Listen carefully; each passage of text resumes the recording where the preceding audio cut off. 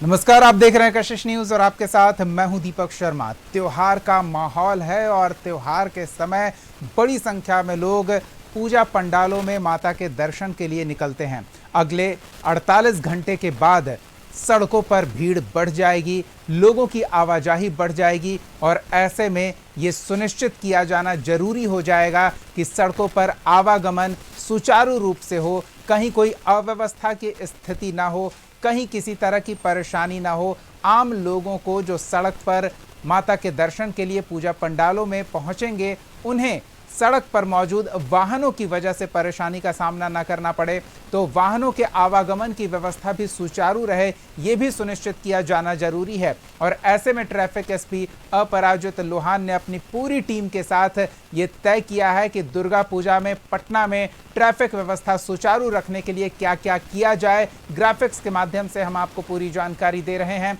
Traffic SP ने traffic diversion को लेकर प्लान तैयार किया है। 29 सितंबर से 2 अक्टूबर तक रात 10 बजे तक शहर में रूट डाइवर्जन रहेगा। इस दौरान केवल एम्बुलेंस, आपातकालीन वाहन, शव वाहन और पास धारक वाहनों को छूट रहेगी। इसके अलावा बेली रोड और आसपास की अगर हम बात करें तो दुर्गा पूजा में ट्रैफिक डाइवर्जन बेली रोड और आसपास के इलाके की हम आपको बता दें तो वहां तय किया गया है कि सगुना मोड़ से एयरपोर्ट जाने वाले वाहन रुकनपुरा जगदेव पथ होकर जाएंगे। तो बेली रोड मुख्य आवागमन का रास्ता, डाक बंगला और कोतवाली क्षेत्र में ट्रैफिक की क्या व्यवस्था है वो भी आपको हम दिखा रहे हैं। डाक बंगला चौराहा से कोतवाली तक सभी वाहनों का परिचालन पूरी तरह से बंद रहेगा। इसके अलावा जंक्शन से गांधी मैदान जाने वाले छोटे वाहन के लिए अलग रूट तय कर दिया गया है। जीपीओ गोलंबर से उत्तर की ओर व्यावसायिक वाहनों पर पूरी तरह से रोक रहेगी, यानी कि हनुमान मंदिर की तरफ जीपीओ से कोई वाहन आने की अनुमति नहीं दी जाएगी।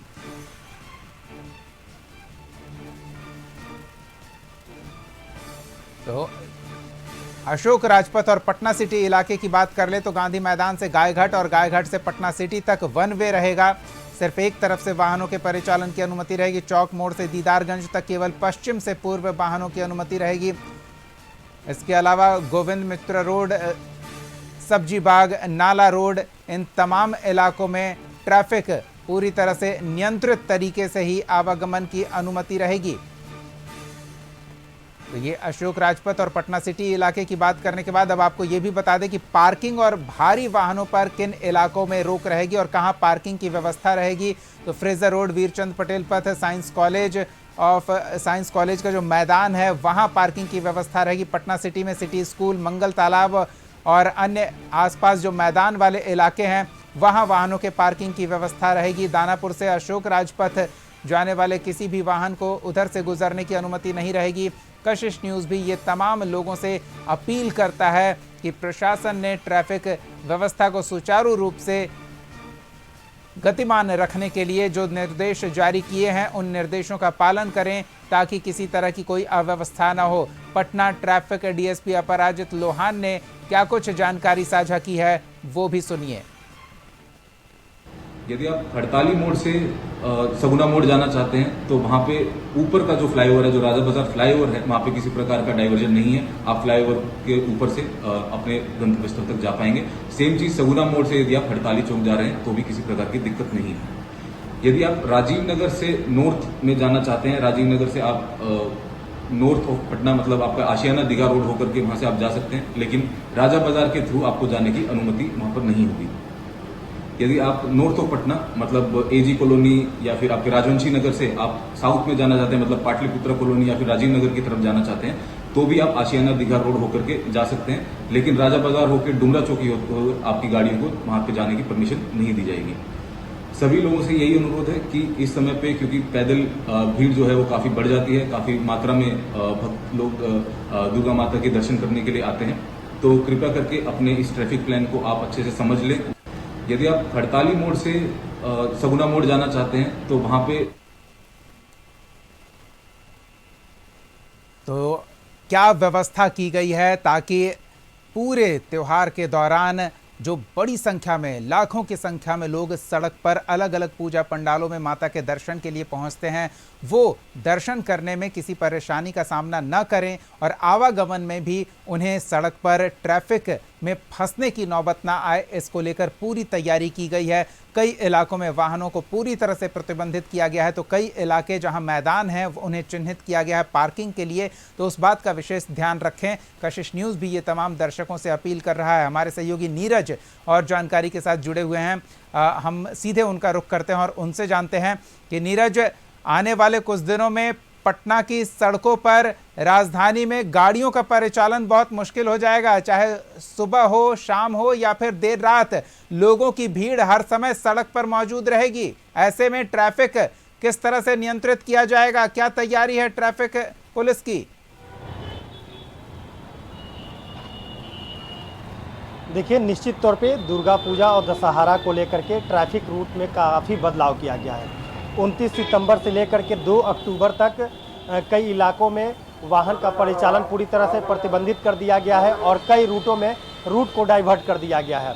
ट्रैफिक एसपी अपराजित लोहान ने साफ तौर पे ये बैठक करके जिस रूट में जहाँ पे ज़्यादा भीड़ होते हैं, जैसे कि डकबंगला चौराहा हो गया, मछुआ टोली हो गया, उन इलाके में पूरे तरीके से वाहन का परिचालन बंद कर दिया गया। यानी कि 29 तारीख को शाम 3 बजे से लेकर के 2 अक्टूबर को रात्रि 10 बजे तक रूट डाइवर्ट कर दिया गया है। और अभी मैं मौजूद हूँ इनकम टैक्स पे, और ये इनकम टैक्स का इलाका है जहाँ से डकबंगला चौराहे पे काफ़ी संख्या में लोग पैदल, जो भक्त हैं, वो माता का दर्शन करने के लिए पहुँचते हैं। और इस बार खास तैयारी की गई है, अलग अलग पूजा पंडाल, अलग अलग रूप दिया गया है मंदिर को, तो ऐसे में अंदाज़ा लगाया जा रहा है कि काफ़ी संख्या में लोग घूमने के लिए पैदल निकलते हैं, तो उस दरमियान अगर वाहन चलेंगे तो काफ़ी लोगों की परेशानी होगी। इसी को लेकर के रूट डाइवर्ट किया गया है। पटना जंक्शन से गांधी मैदान जाने वाले छोटे वाहन गोरिया टोली, एग्जीबिशन रोड होकर के जाएंगे। गोविंद मित्रा काफ़ी भीड़ भाड़ वाला इलाका है, सब्जी बाग, नाला रोड, दिनकर गोलंबर, वहाँ पर पूरी तरह से परिचालन प्रतिबंध कर दी गई है। इसके अलावा डकबंगला चौराहा से कोतवाली तक सभी वाहन, यानी कि जो ऑटो हो, छोटे वाहन, मोटरसाइकिल जो भी हो, वो पूरी तरह से उनका परिचालन बंद कर दिया गया है 29 सितंबर से लेकर के 2 अक्टूबर तक। और इसके अलावा बेली रोड और आसपास जैसे सगुना मोड़ हो गए, जो लोग सगुना मोड़ से एयरपोर्ट जाने वाले वाहन रुकनपुरा जगदेव पथ होकर के जा सकते हैं। दीघा राजीव नगर और पाटलिपुत्रा जाने वाले वाहन भी असियाना मोड़ से असियाना दीघा रोड से जा सकते हैं। तो कह सकते हैं कि ट्रैफिक रूट में बदलाव किया गया है। बदलाव इसलिए किया गया है कि जो भक्त माता रानी का दर्शन करने पहुंचेंगे, पूजा पाठ करने जाएंगे, उनको किसी प्रकार की कोई परेशानी ना हो, इसका ख्याल रखते हुए एक चीज और समझना चाहेंगे आपसे, लोहान ने मीटिंग करके ये बिल्कुल नीरज, ये भी समझना चाहेंगे कि पास की व्यवस्था की गई है और लोगों को ज्यादा दूरी पैदल न तय करना पड़े, ये भी एक परेशानी हो जाती है। जब लोग घूमने निकलते हैं, अलग अलग पूजा पंडालों के बीच की दूरी काफी होती है, तो उन्हें ये भी परेशानी होती है। तो ऐसे में क्या कुछ वाहनों को सार्वजनिक रूप से परिचालन की अनुमति होगी, या फिर जो ऑटो, ई रिक्शा चलते हैं उन पर पूरी तरह से प्रतिबंध रहेगा, सिर्फ निजी वाहनों से लोग आवागमन कर सकेंगे?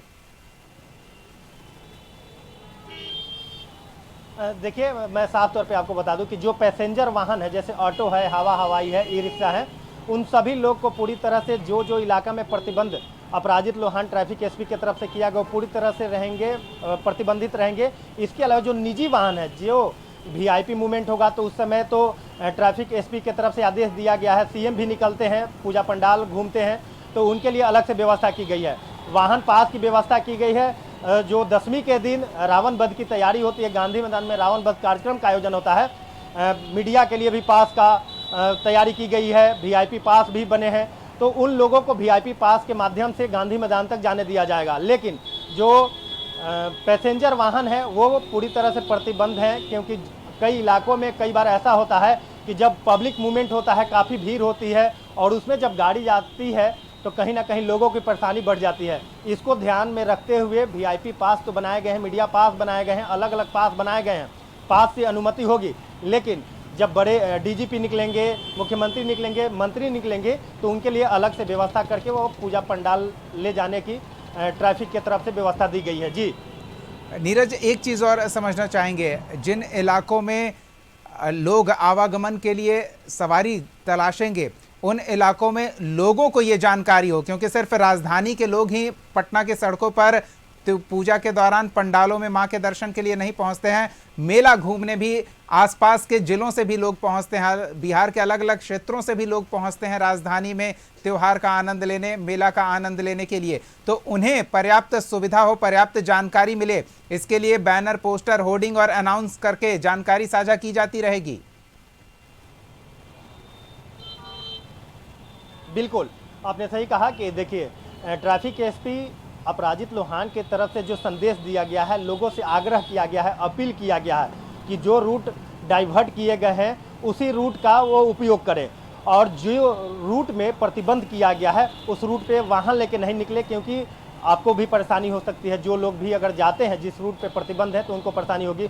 सोशल मीडिया के माध्यम से लोगों को बताया जा रहा है कि 29 सितंबर से लेकर के 2 अक्टूबर तक कौन कौन रास्ते बंद है पूरी तरीके से, और किस रास्ते से आप, जैसे कि लोग पटना जंक्शन ट्रेन पकड़ने पहुंचते हैं, एयरपोर्ट फ्लाइट पकड़ने पहुंचते हैं, तो उन लोगों को अलग अलग रूट से डाइवर्ट करके पहुंचने की अनुमति दी गई है। इसके अलावा बता दें कि बिहार पुलिस मुख्यालय डीजीपी के तरफ से साफ तौर पे आदेश दिया गया है, और उन्होंने पत्रकारों से बातचीत के दौरान ये भी बताया है कि अलग अलग टुकड़ियाँ जो है जो बिहार पुलिस के, उन सभी जवानों को भी अलग अलग क्षेत्र पे, जैसे डगबंगला चौराहा, इनकम टैक्स, मछुआ टोली, ठाकुरबाड़ी रोड, इन इलाकों में ज़्यादा भीड़ होते हैं, वहाँ पे अलग अलग बिहार पुलिस के जवान भी लगाए गए हैं। और पूरे बिहार में पुलिस की नज़र होगी चैन स्नैचिंग, इन तमाम चीज़ों को लेकर के। जो पूजा पंडाल बने हैं वहाँ पे सीसीटीवी लगाने के निर्देश दिए गए हैं।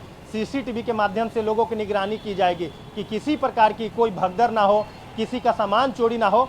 ऐसे कह सकते हैं कि इस दुर्गा पूजा को लेकर के बिहार पुलिस मुख्यालय के तरफ से पूरी तरह से चौकसी की गई है, सीसीटीवी के माध्यम से, और अलग हूटर के माध्यम से भी लोगों को अनाउंस करके जागरूक किया जाएगा। जी चलिए, बहुत बहुत धन्यवाद नीरज इस तमाम बातचीत और तमाम जानकारियों के लिए। तो अगर आप त्योहार में राजधानी की सड़कों पर तैयार किए गए भव्य और आकर्षक पूजा पंडालों में स्थापित माता की प्रतिमा के दर्शन के लिए पहुंच रहे हैं, तो कुछ नियमों का अनुपालन करें ताकि आप बिना किसी परेशानी के मेले का आनंद उठा सकें, माता के दर्शन कर सकें।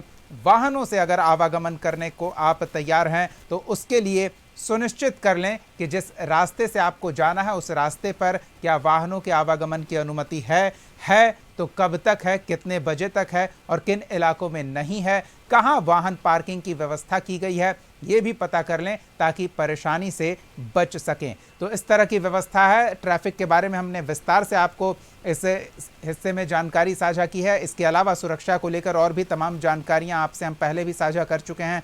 प्रशासन कितनी मुस्तैदी से इस त्योहार में लोगों को एक सुखद अनुभूति के लिए पूरी व्यवस्था करने में लगा है, इसकी एक पहलू से हमने आपको रूबरू कराया।